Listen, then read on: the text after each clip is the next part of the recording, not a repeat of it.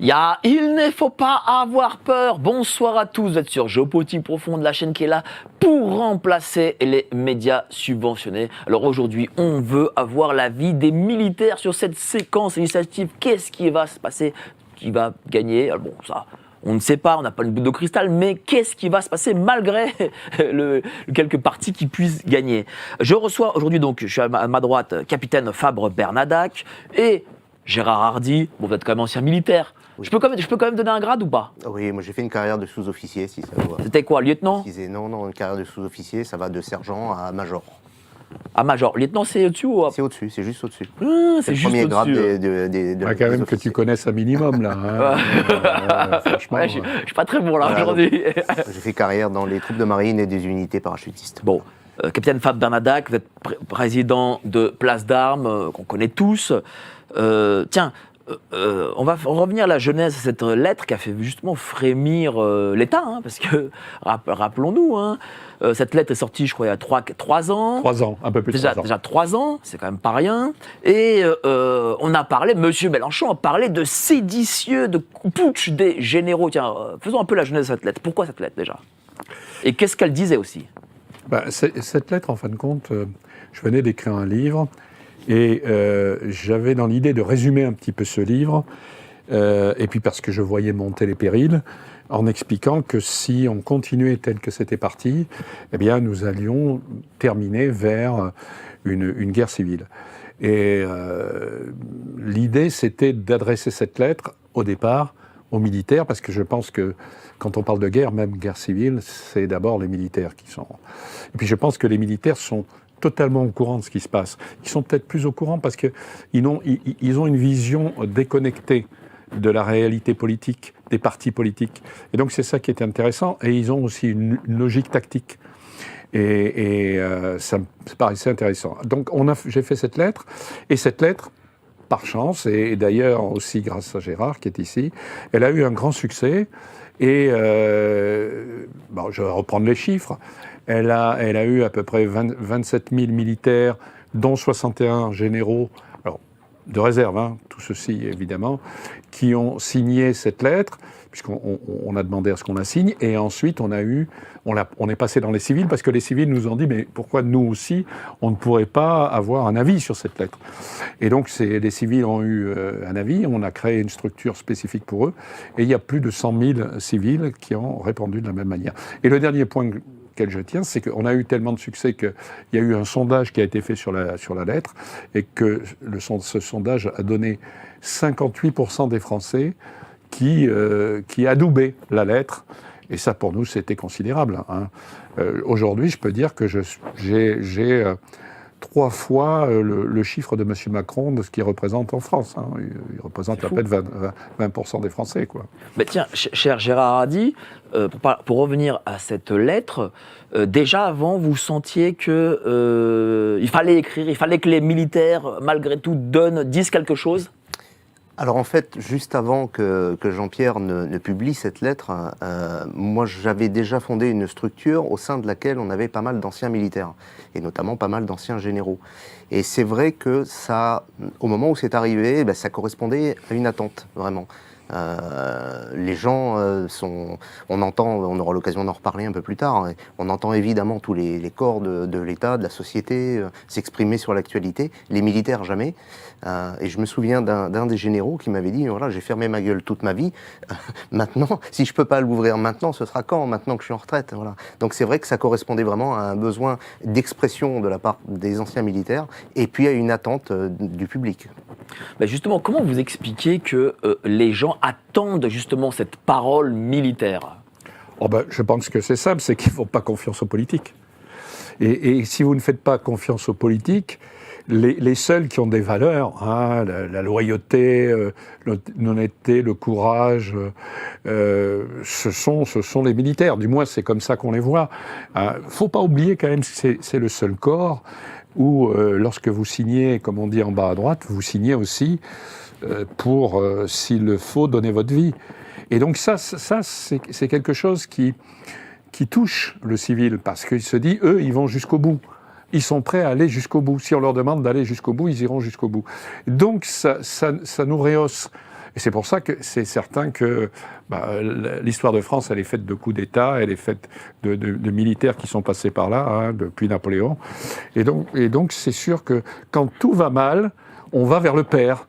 Et la notion du père va très bien avec la notion du militaire, hein, qui est un peu celui qui est au-dessus de la mêlée et qui dit à un moment donné, ça suffit maintenant.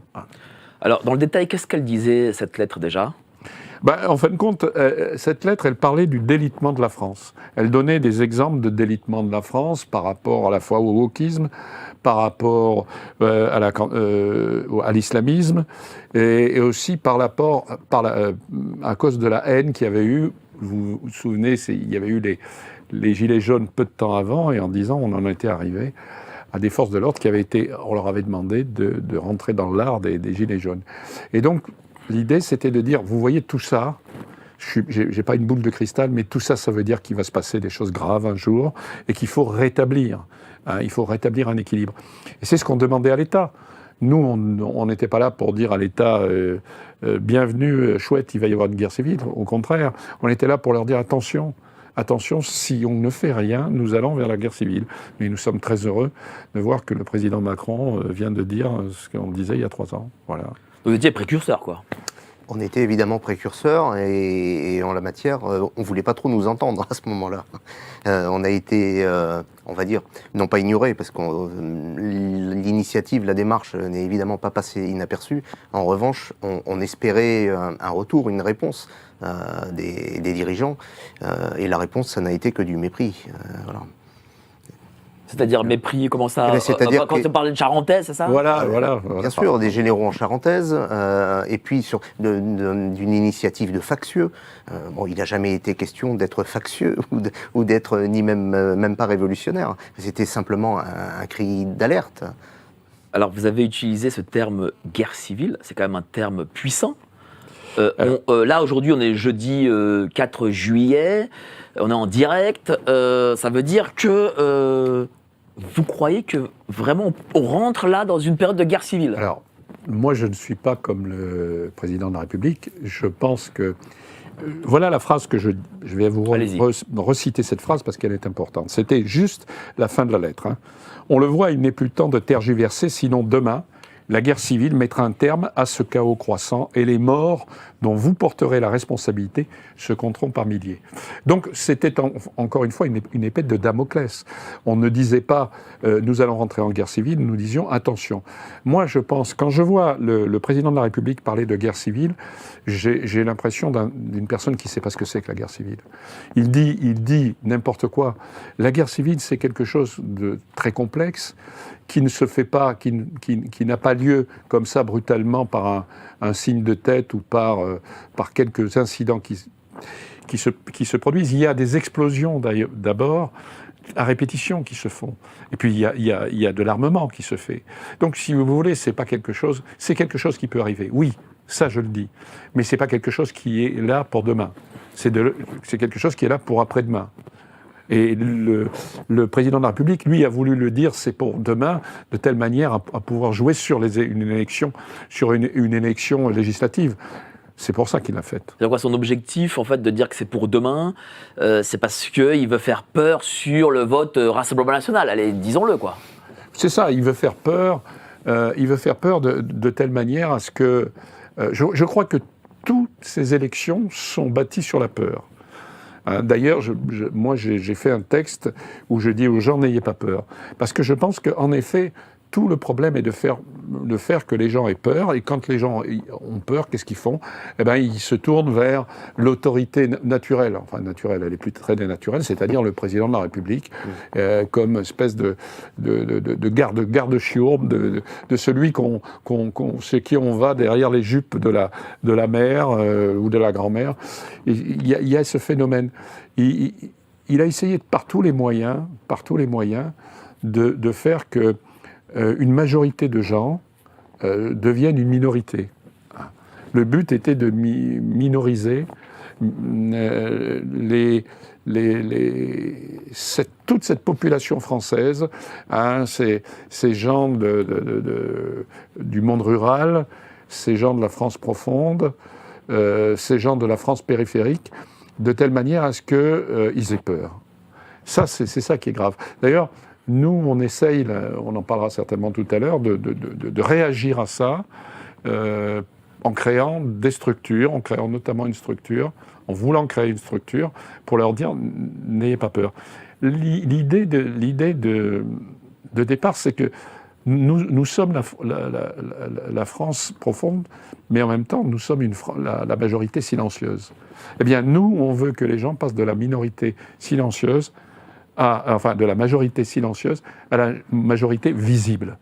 Il faut que les gens qui pensent comme nous se visibilisent. Visibilisent, excusez-moi. Mais pourquoi ils ne le font pas aujourd'hui? Parce qu'on revient au toujours la peur. La peur. Toujours la peur. La peur. De peur du crédit, du patron, de la société, des LBD, de tout. Ce qui est extraordinaire, c'est que si vous faites partie du Front populaire, je rappelle quand même que le parti communiste, qui porte le même nom que le Parti communiste d'Union soviétique, c'est 25 millions de morts, eh bien, c'est pas grave. Mais de l'autre côté, si vous voulez, il y a une peur, et la peur, c'est parce qu'ils ont compris que les rouages sont tenus par cette France, je dirais, antidémocratique qui est aujourd'hui cette France de Macron alliée à la France de Mélenchon. Et par conséquent, ils se disent, demain je peux perdre mon emploi, demain je peux perdre mes amis, demain je peux être montré du doigt, je ne peux plus vivre caché, vivons heureux, vivons cachés, c'est fini. Et je crois que c'est ça. Et ça, la chose essentielle qu'on a à faire pour gagner, c'est, en dehors du problème des élections, c'est de casser cette peur. Voilà. Et on voit, cher Gérard Hardy, que cette élection, ça va être bientôt l'alliance entre les altermondialistes et les mondialistes. Mais contre les patriotes. Oui, évidemment. Là, je vais reprendre un petit peu la discussion qu'on avait avec Jean-Pierre juste avant de venir. Ces gens, en fait, on a l'impression, bien sûr, que c'est une alliance contre nature, au moins en surface. Mais en réalité, il y a quand même des choses en commun. Les deux choses principales que ces gens ont en commun, c'est évidemment la détestation des mouvements patriotes, et puis surtout la détestation des frontières. Certains par idéologie, d'autres par volonté ultralibérale, on va dire, mais la détestation des frontières et la déconstruction de la nation. Mais vous savez, j'ai vu, avant de faire l'émission, une statistique qui date de Lionel Jospin sur le nombre d'immigrés qui venaient par an en France. Et sous Macron, il y en a 4 fois plus. Bien sûr. 4 fois plus. Mais que sous Jospin PS. Mais pour les premiers, c'est une manne, j'allais dire, électorale et idéologique. Pour les seconds, c'est une manne de force de travail. Et un abaissement du coût des salaires. Voilà, bon, c'est une vérité que maintenant tout le monde connaît. Donc altermondialiste et mondialiste, c'est la même face en fait. L'objectif n'est pas le même, mais la manière d'y arriver, c'est ce que l'extrême gauche appelle la convergence des luttes. Et justement, vous croyez, cher capitaine Fab Bernadac, que l'élection peut être volée par ces gens? Volée dans le sens où on ne respecte pas la majorité, oui. Parce que je pense que, je crois que le bloc moi ce que j'appelle le bloc patriote a fait 12 millions de voix. Je ne pense pas qu'au deuxième tour, il y ait une structure, quelle qu'elle soit, qui fasse 12 millions de voix. Donc on voit bien que c'est ce premier tour qui est important au niveau du nombre des voix. Et ce premier tour va être volé. Hein. C'est du moins ce qu'on entend de plus en plus dans les sondages et dans une réalité qui va nous arriver dimanche. Donc c'est pour ça que l'idée que nous avons, nous, c'est de laisser cette structure. Encore une fois, on n'est pas affilié à un parti politique. On est politique, dans la mesure où on est patriote, donc on a des idées, on a une doctrine, sinon on ne serait pas patriote. Mais notre substantifique moelle, c'est de dire, laissons de côté les partis, et essayons de mettre ensemble tous ces gens qui ne supportent plus qu'on s'en prenne à leur vie, qu'on s'en prenne à leur culture, qu'on s'en prenne à leurs racines, qu'on s'en prenne, en fin de compte, tout simplement à la France. Je voulais juste rajouter que l'histoire se répète. Rappelez-vous 2017, il y avait eu une grande primaire ouverte de la droite, où M. Fillon, je crois, avait récolté 4,5 millions de voix, et où il fallait flinguer M. Fillon au profit de monsieur Macron. Après, quel que soit ce qu'on pense de M. Fillon, hein, voilà. Et j'ai l'impression que l'histoire se répète encore aujourd'hui avec ces législatives. En fait, le système a une capacité de survie, hein, et à partir du moment où le système voit le danger, eh bien, ils sont prêts à inventer n'importe quel moyen de contournement. En l'occurrence, quand les Français votent mal, eh bien, il s'agit de les punir et de changer les règles du jeu. Le seul but, en réalité, des gens qui sont actuellement aux affaires, c'est tout simplement d'y rester. Mais justement, comment aujourd'hui on fait pour, comme vous, là, vous avez place d'armes, comment on fait pour fédérer les gens? Nous, notre idée, c'est de passer à autre chose que les élections. Les élections, non, c'est pas ça, mais une fois qu'on a dit on est pour le bloc patriote, voter pour le bloc patriote, on ne peut pas faire grand-chose. Par contre, une fois que ceci sera terminé, notre idée, c'est de créer des comités de vigilance patriotique. D'accord. Les comités de vigilance patriotique, on veut les créer dans chaque canton. Et on veut, quand c'est possible d'ailleurs, mettre des anciens militaires parce que ce sont des gens structurés, qui connaissent, qui savent ce que c'est que la tactique dont on parlait tout à l'heure et qui peuvent à ce moment-là aider. Et ces comités de vigilance patriotique, d'abord, je dirais que leur premier but, c'est de se réunir. On parlait tout à l'heure de visibilité. Moi, je crois que l'essentiel, c'est que les gens, entre eux, se disent « Mais toi, tu as voté ?» Ben oui, moi, j'ai voté de la même manière. Tiens, on pourrait parler, on pourrait faire des barbecues ensemble, Voilà. C'est déjà cette notion d'amitié, de solidarité, de loyauté entre soi, de retrouver des valeurs qu'on connaît dans l'armée et qu'on peut distiller dans le civil, parce que ce sont des valeurs nobles. Et je crois que c'est ça. Et comme nous sommes en dehors des structures de partis politiques, c'est un intérêt certain. Et que ces gens peuvent se retrouver en se visualisant l'un l'autre et se dire, en fin de compte, je ne suis pas seul. Parce que c'est ça le problème. Pour l'instant, ils se sentent seuls. Parce que quand ils écoutent les médias, quand ils voient la presse et la télé, la radio, ils ont l'impression d'être seuls. Ben non, ils ne sont pas seuls. Regardez le voisin de chez vous, il pense comme vous. Regardez le type de l'étage au-dessus, il pense comme vous. Et quand petit à petit, ils vont se visualiser, ils vont se fortifier. Ils vont prendre plus de force.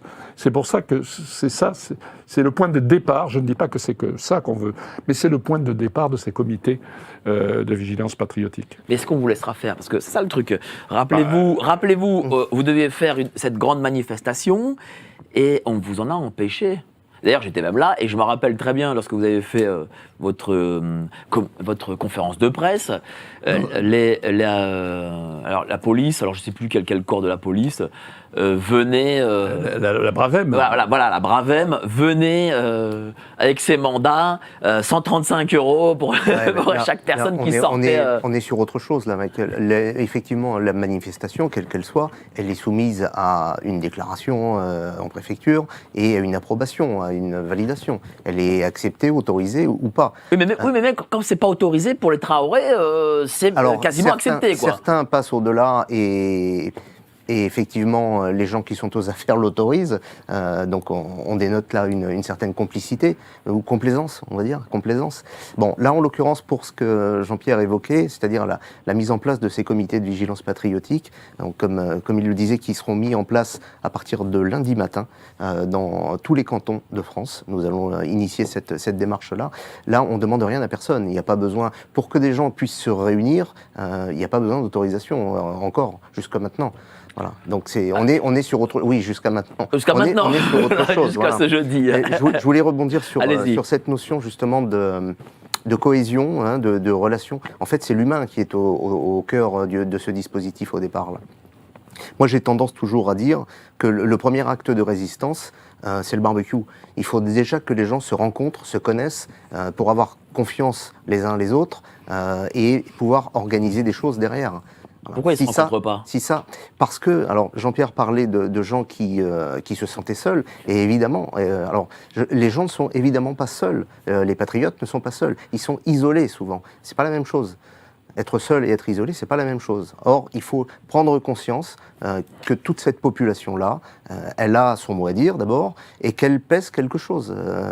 Aujourd'hui, les truchements politiques d'entre-deux tours vise à invisibiliser cette population qui est pourtant majoritaire ou en tout cas une très forte minorité. Voilà. Bon, il faut passer à autre chose. Il y a, encore une fois, les partis politiques ont leur raison d'être. La vie associative et l'humain existent aussi au-delà des élections et des partis politiques. Et le combat continue entre chaque appel aux urnes. Malgré tout, nous sommes quand même en période électorale. Comment vous voyez ce lundi 8 juillet ? En fin de compte, je pense que ça va dépendre des résultats. Je ne suis pas Madame Irma, je ne vous dirai pas ce qu'il en est des résultats. Mais c'est évident qu'il y a un pouvoir de pression considérable que peut exercer déjà le Front populaire. Il peut lancer ses troupes. Alors on dira, non, mais c'est pas nous, c'est les Black Blocs qui ont tout ça, mais on le sait très bien, ou c'est les Traoré, mais derrière c'est ça. Et là encore, toujours cette même notion de peur, parce que quand vous voyez ces gens-là, le type qui les voit, il se dit, mais si j'étais en face, mais j'en prendrais plein la tronche. Et d'ailleurs, ils en prennent plein la tronche. Les histoires de Crépol, ça pullule maintenant. Donc c'est évident que ça, c'est le premier point. Le deuxième point est beaucoup plus subtil, c'est que si ils arrivent à faire que toute cette frange patriote soit mise de côté, alors moi je pense qu'ils auront gagné une première étape et à ce moment-là ils seront plus calmes. Vous allez voir que brutalement il va y avoir moins de manifestations dures ou autres. En fin de compte, qu'est-ce qu'ils ont dit ? Attention, si vous votez mal, pour eux voter mal ça veut dire voter patriote, si vous votez mal, on fait descendre nos chiens de garde dans la rue. Et c'est vrai que c'est une chose que les Français sont sensibles. Comme eux, C'est-à-dire que l'électeur, dans son isoloir, va se dire « mais c'est possible, si je vote Rassemblement National, lundi, je vais avoir la révolution et donc il faut que j'évite ça. » Pas la révolution, mais je vais avoir des troubles, oui, absolument. Donc il faut que je l'évite. Et alors, il y a deux solutions. Moi, je pense que ça sera la solution majeure. Mais il peut y avoir aussi, parce qu'il y a un tel ras-le-bol, on le voit, le type qui dit puisque vous voulez ça, moi, je vais pas le faire. C'est-à-dire que moi, je vais, malgré tout, voter pour. On le saura dimanche soir. Mais je crains fort que cette notion de peur existe. Elle est de moins en moins vraie. Mais je pense que c'est ça qu'il faut casser. C'est cette notion de peur qui rend les gens, vous savez... c'est mettre la tête dans le sable, quoi. Je veux rien savoir de ce qui se passe. Qu'en pensez-vous ? Sur cette notion de peur, c'est une évidence, bien sûr. On a même été, je l'ai entendu pendant qu'on était en chemin, justement, j'ai entendu que même les JO pourraient être remis en cause si la sécurité n'était pas à son maximum, entre parenthèses ou entre guillemets, ça voulait dire si les résultats des élections ne sont pas conformes à ceux qui sont attendus. Voilà. Donc c'est une menace à peine voilée. Si les Français votent mal, ce sera des émeutes, ce sera la remise en cause du peu de confort qui vous reste. Bon, c'est d'un niveau qui est très contestable. Alors vous parlez de peur, comment on fait pour ne pas avoir peur ? Comment on fait ? On se groupe, c'est ce que nous essayons. Parce que la peur, c'est parce qu'elle est individuelle et on vous individualise. Mais si vous êtes ensemble, si vous êtes 5, 10, 20, et que si vous voyez, et si vous allez prendre conscience de votre force à partir de ce moment-là, vous allez prendre conscience que vous pouvez agir, vous pouvez agir sur tout ce qui est, je sais pas, par exemple, les atteintes à la sécurité, les atteintes à la souveraineté, les atteintes au niveau des problèmes d'immigration dans votre coin, et à partir de ce moment-là, vous allez prendre force petit à petit. Vous savez, au départ, c'est sous forme d'un petit caillou, et puis petit à petit, ce petit caillou, il peut grossir, et il peut faire une barrière infranchissable, qui fait qu'à un moment donné, la France telle qu'elle est ne peut plus être submergée non pas, je ne parle pas des migrants, mais être submergés par toute cette propagande mondialiste et altermondialiste, hein, comme l'a dit Gérard. Mais cette propagande, elle influe, est-ce qu'elle influe encore? Parce que souvent, les gens me disent « Ah ben non, elle influe pas », mais moi j'ai l'impression que si. J'ai revu là les derniers sondages. Alors qu'on parlait au second tour pour les Patriotes, en gros 290, peut-être même parfois 300 députés, là on donne un maximum de 220 députés. Ça veut dire que déjà 80 de moins. Donc j'ai l'impression que ça influe, toute cette propagande. Alors ça influe d'abord. D'abord, je pense que les gens du Front populaire sont des gens disciplinés. Ils devraient avoir un côté militaire peut-être. Mais ils sont disciplinés. Quand on leur dit « vous votez pour », ils votent pour. Je crois que le problème est plus pour les têtes pensantes. Pour le lambda moyen, il reste encore l'antre du fascisme et de ce genre de choses. Mais pour les penseurs de plus loin, il est évident que pour eux, l'intérêt, c'est de casser une structure qui peut les empêcher d'aller jusqu'à la révolution. Parce que moi, je crois que ce qu'ils veulent derrière, ils parlent de 6e République, mais dans la 6e République, c'est de casser le système. C'est-à-dire ? Casser le système, ça veut dire tout simplement arriver à ce que le wokisme, le progressisme et l'islamisme, parce qu'ils sont ensemble pour l'instant, arrivent au pouvoir. Parce qu'ils ont des troupes. Et ils ont remplacé le français pauvre ou le français moyen ou le français des classes inférieures. Ils l'ont remplacé, on le sait très bien, depuis maintenant quelques années. Ils l'ont remplacé par toute cette structure, à la fois ces bobos d'un côté et ces islamistes de l'autre. Vous avez vu les résultats des élections en Seine-Saint-Denis ou ailleurs. Et ça, pour eux, c'est essentiel. Or, si demain, les patriotes venaient au pouvoir, eh bien, on pourrait montrer quelque chose d'autre, et ça serait embêtant parce que ça pourrait durer un moment, quelques années, et ça, ils veulent pas. Ils veulent montrer que tout va mal, que tout fout le camp, et que par conséquent, ils sont là derrière pour impulser quelque chose de nouveau et d'actif. Ce sont des activistes. On a un clivage, j'ai l'impression, c'est France anti-France. Ah oui, de toute évidence, de toute évidence. Ces gens qu'on qualifie d'anti-France, en réalité, donc c'est un agglomérat de gauche et d'extrême gauche, et puis parallèlement à ça, d'une population qui n'est pas intégrée. C'est une évidence pour tout le monde, je crois, aujourd'hui. Ces gens ont un ennemi commun, c'est la France, et pour autant n'ont rien d'autre en commun. On n'imagine pas demain des wokistes qui vous vantent les qualités transgenres s'associer à des djihadistes pour qui même la femme doit rester dans la cuisine. Donc ça semble assez peu compatible, tout ça. Si ce n'est, encore une fois, cette haine commune de la France et de cette vieille France qui, pour eux, est rance. Ouais, mais on le voit depuis les 7 ans, l'État a cherché à diviser les gens, entre celui qui est pour les mesures sanitaires, celui qui est contre, celui qui est pour l'Ukraine, celui qui est pour la Russie, celui qui est pour Israël, celui qui est pour la Palestine. Enfin, on est alors qu'on dit que la République c'est une et indivisible. Voilà, une et indivisible. Là, on est complètement divisible. Mais comment a-t-on fait pour en arriver là ? Avec un autre point, c'est que dans ce que vous avez dit, ces deux parties, il y en a une qu'on met en avant. On dit c'est ceux-là qui sont les bons. Que ce soit le Covid ou ailleurs, c'est ceux-là qui sont les bons. Vous savez, vous avez vu que M. Mélenchon a parlé des Français de souche en disant « chouette, il y a de moins en moins de Français de souche ». Et je pense que leur but, c'est, en fin de compte, pour eux, la France, c'est un territoire, c'est tout. Et ce territoire nécessite une population qui peut être changée du jour au lendemain, c'est pas un problème, parce que l'idée essentielle, c'est l'idée de territoire. Et cette idée de territoire, elle leur va d'autant mieux que, justement, en faisant arriver des masses considérables, et vous l'avez vu dans leur doctrine, dans leur programme, ils sont prêts pour des problèmes de réchauffement climatique.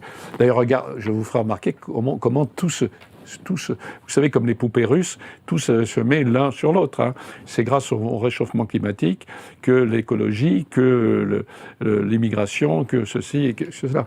Et donc, que doit disparaître cette France, en effet, cette France qui, elle, n'est pas simplement un problème de territoire, elle est un problème de racines. Hein, c'est comme un arbre. Vous avez l'arbre, mais vous ne pouvez pas parler que de l'arbre si vous ne parlez pas des racines, parce que si vous coupez les racines, l'arbre n'existera plus. Et la France, pour moi, n'existera plus si vous n'avez qu'un territoire dans lequel n'importe qui peut passer à la place de quelqu'un d'autre. Et du coup, cette division, c'est un terreau, j'imagine, pour cette guerre civile. Ah ben, et c'est évident. C'est évident qu'à partir de là, vous avez un phénomène conflictuel qui arrivera un jour ou l'autre, parce que un jour ou l'autre, les Français, les Français, je dirais, de cette France profonde, n'accepteront plus. Alors, aujourd'hui, on leur fait peur, ils acceptent. On continue à leur faire peur. Je trouve quand même qu'ils acceptent un peu beaucoup, quand même, faut se le dire. Hein. Oui, c'est comme ça. Mais regardez quand même l'évolution, c'est intéressant, l'évolution, par exemple, du Rassemblement national. Vous voyez quand même qu'en 10 ans, leur pourcentage a été multiplié ou doublé. Donc on voit bien que quand même, petit à petit, il y a moins de réticence. Et cette réticence, elle ne va pas s'arrêter. C'est-à-dire que petit à petit, ça va monter de plus en plus. C'est encore une fois le phénomène de la cocotte minute. Hein, pour l'instant, ça bout. Mais vous avez bouché toutes les sorties. Bon, mais ça bout. Alors ça peut même gonfler, mais ça n'explose pas encore. Et un jour, ça va exploser. C'est ça qu'ils ne se rendent pas compte. C'est ça que... Alors, Mélenchon, on sait pourquoi. Mais c'est ça que Macron ne comprend pas, que notre président bien-aimé ne comprend pas. Vous voulez nous soutenir ? Oui. Gratuitement ? Alors abonnez-vous et activez la cloche. Merci. Mais je vous en prie.